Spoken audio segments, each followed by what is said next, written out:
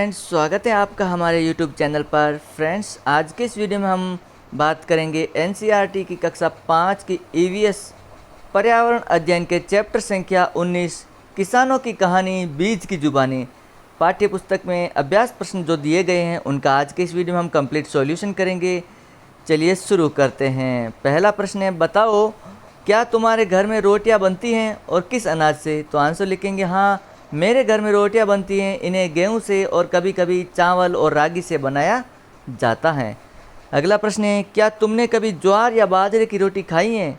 तुम्हें कैसी लगी? आंसर लिखेंगे हाँ, मैंने बाजरे और ज्वार की रोटी खाई है, ये मुझे बहुत अच्छी लगी। पता करो और लिखो। पहला प्रश्न है, तुम्हारे घर में अनाज और दालों को कीड़ों से बचाने के लिए क्या क्या करते हैं? तो आंसर लिखेंगे मेरे घर में अनाज और दालों को कीड़ों से बचाने के लिए उसे समय समय पर धूप में सुखाया जाता है तथा उन्हें बंद डिब्बे में रखा जाता है। अगला है, अलग अलग मौसम में खेती से जुड़े त्यौहार कौन कौन से हैं? इनमें से किसी एक त्यौहार के बारे में जानकारी इकट्ठा करो, जैसे लोहड़ी। त्यौहार का नाम किस मौसम में मनाते हैं? किन किन राज्यों में मनाया जाता है और क्या क्या पकाया जाता है? उस त्यौहार को कैसे मनाते हैं? सब मिलकर अपने अपने घरों में। आंसर लिखेंगे चूँकि भारत एक कृषि प्रधान देश है, अतः यहाँ खेती से जुड़े हुए कई त्यौहार मनाए जाते हैं, जैसे लोहड़ी, होली, बैसाखी आदि। अब इनमें डिटेल लिखेंगे। लोहड़ी किस मौसम में मनाया जाता है? यह प्रत्येक वर्ष जाड़े के मौसम में 13 जनवरी को मनाया जाता है। किन किन राज्यों में मनाया जाता है? इसे तमिलनाडु में पोंगल, कर्नाटक में येला बेल्ला तथा पंजाब में लोहड़ी के नाम से मनाया जाता है। क्या क्या खाना पकाया जाता है? तो अलग अलग राज्यों में अलग अलग तरह का खाना पकाया जाता है। गुड़ और तिल हर राज्य में खाए जाते हैं। उस त्यौहार को कैसे मनाते हैं? सब मिलकर या अपने अपने घरों में। तो आंसर लिखेंगे इसे अलग अलग राज्यों में अलग अलग तरीके से मनाया जाता है। जैसे पंजाब में सभी लोग मिलजुल कर इसे मनाते हैं। कुछ राज्यों में इसे केवल परिवार के लोगों के साथ ही मनाते हैं। गुजरात में इस अवसर पर पतंगे उड़ाई जाती हैं। अगला प्रश्न है, अपने घर में बड़ों से पूछो क्या खाने की कुछ ऐसी चीज़ें हैं जो उनके ज़माने में बनाई जाती थी पर अब नहीं? आंसर लिखेंगे मेरी माँ ने बताया कि उनके ज़माने में तिल तथा कूटे हुए चावल को मिलाकर लड्डू बनाए जाते थे जो बहुत स्वादिष्ट होता था, परंतु आज तो लोग बाज़ार से केवल गज्जक खरीदते हैं। तुम्हारे इलाके में कौन कौन से अनाज और साग सब्जी उगाए जाते हैं? क्या तुम्हारे इलाके में कोई ऐसी चीज़ उगाई जाती हैं जो दूर दूर तक मशहूर हैं? तो आंसर लिखेंगे हमारे क्षेत्र में गेहूं, कॉफ़ी, काली मिर्च, केला और चावल जैसी कई फसलें उगाई जाती हैं।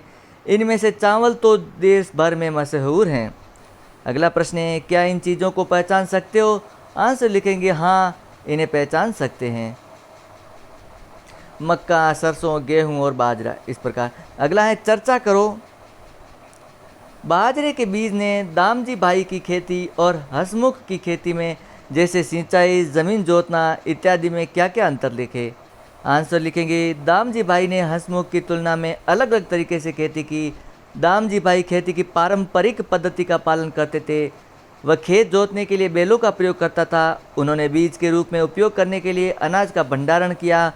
दूसरी ओर हंसमुख ने खेती के आधुनिक या नए तरीकों की शुरुआत की। उसने खेत जोतने के लिए एक ट्रैक्टर खरीदा, अधिक फसलें उगाने के लिए महंगे उर्वरकों का प्रयोग किया। अगला प्रश्न है, हंसमुख कहता खेती के मुनाफे से हम और तरक्की कर सकते हैं। तुम तरक्की से क्या समझते हो? तरक्की का अर्थ है बेहतर जीवन शैली, लोगों का शिक्षा, चिकित्सा सुविधा और पौष्टिक भोजन जैसे बेहतर जीवन स्तर मिलते हैं। लिखो। प्रश्न है, तुम अपने गांव या इलाके में क्या क्या तरक्की देखना चाहोगे? आंसर लिखेंगे मैं सुसज्जित अस्पताल, बेहतर सड़कें, अच्छी परिवहन व्यवस्था और सड़कों में अच्छी व्यवस्था, शिक्षा व्यवस्था देखना चाहूँगा। सोचो और चर्चा करो। प्रश्न है, आगे चलकर हंसमुख की खेती का क्या हुआ होगा? आंसर लिखेंगे हंसमुख के खेत की उर्वरता कुछ वर्षों के बाद समाप्त हो जाएगी, क्योंकि वह रासायनिक उर्वरक का उपयोग कर रहा है। भविष्य में वह खेती नहीं कर पाएगा। दामजी भाई के बेटे हंसमुख ने अपने पिता की तरह खेती करना पसंद किया। हंसमुख का बेटा परेश खेती न करके ट्रक चला रहा है। उसने ऐसा क्यों किया होगा? आंसर लिखेंगे परेश देख रहा था कि उसके पिता घाटे में जा रहे हैं। खेती कम लाभ वाली पूंजी प्रधान गतिविधि बन गई थी, इसलिए परेश ने एक नया व्यवसाय अपनाने का फैसला किया होगा। अगला प्रश्न है, बीज को शक था कि हंसमुख के साथ हुआ वह तरक्की नहीं है, तुम्हें क्या लगता है? आंसर लिखेंगे, मैं समझता हूँ कि बीज का शक सही था। खेती के नए तरीकों द्वारा खेतों तथा अन्य प्राकृतिक संसाधनों का शोषण होता है, जिसके कारण खेत अपनी उर्वरा शक्ति खोने लगता है तथा धीरे धीरे बंजर हो जाया करता है। भूगर्भीय जल का सिंचाई आदि कार्यों के अत्यधिक दोहन से यह ज़मीन में काफ़ी नीचे चला जाता है। भविष्य के लिए बहुत कम जल बच पाता है। एक मशीन आदमी से ज़्यादा काम कर सकता है, परंतु इससे कई लोग बेरोजगार भी हो जाते हैं। अतः एक नज़र में तो यह तरक्की लगती है, परंतु वह वास्तव में तरक्की नहीं है। अगला प्रश्न है, क्या तुम्हारे आसपास कुछ ऐसे बदलाव हुए हैं जिन्हें तरक्की मानने में कुछ दिक्कतें भी हैं? आंसर लिखिए। आंसर होगा, हाँ, ऐसे परिवर्तन हैं जिन्हें वास्तविक अर्थों में प्रगति नहीं कहा जा सकता। आइए सड़क पर वाहनों की बढ़ती संख्या का उदाहरण लें। अधिक वाहनों ने यात्रा को आसान बना दिया है, लेकिन ये वायु और ध्वनि प्रदूषण का कारण भी हैं। इसी तरह कई मशीनों का आविष्कार किया गया है जो हजारों लोगों का काम कर सकती हैं, और इस प्रकार हजारों लोग बेरोजगार हैं। प्रोजेक्ट प्रश्न है, अपने आसपास किसी खेत या बाड़ी पर जाओ, वहाँ लोगों से बात करो और आसपास देखो और एक रिपोर्ट तैयार कीजिए। आंसर लिखेंगे, शहर से करीब 50 किलोमीटर दूर मेरे एक दोस्त का फार्म हाउस है। उस फार्म हाउस पर एक किनारे में एक बड़ा सा मकान है।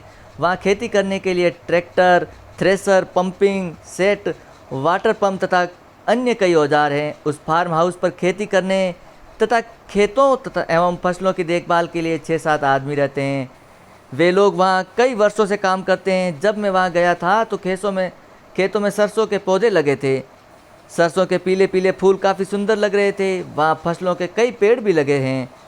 मैंने पेड़ों से तोड़कर कुछ ताज़े अमरूद खाए। फार्म हाउस पर जाना मुझे बहुत अच्छा लगा। हम क्या समझे? हमारे खाने में कई बदलाव आए हैं। ऐसा कह सकते हैं, बाजरे के बीज की कहानी और बड़ों से मिली जानकारी के आधार पर लिखो। आंसर लिखेंगे, हमारे खाने में कई तरह के बदलाव आए हैं। पहले लोग तरह तरह के अनाजों की रोटियां खाया करते थे, परंतु आज रोटियां मुख्य रूप से गेहूं के आटे से ही बनाई जाती हैं। मेरी माँ बताती हैं, पहले आटे के लिए गेहूं के दानों से गदनियाँ हाथों से चुनकर निकाली जाती थी। फिर गेहूं को पानी से धोया जाता था। धोने के बाद उसे धूप में सुखाया जाता था। गेहूं को सुखाने के बाद उसे चक्की पर ले जाया जाता था, जहां गेहूं को पीसकर आटा बनाया जाता था। गेहूं को पीसने के लिए दादी माँ लोग घर पर ही चक्की में उसे पीस लिया करती थी, परंतु आज पिसा हुआ गेहूं का आटा पैकेटों में उपलब्ध है। प्रायः सभी घरों में पैकेटों में बंद आटा ही खरीदा जाता है।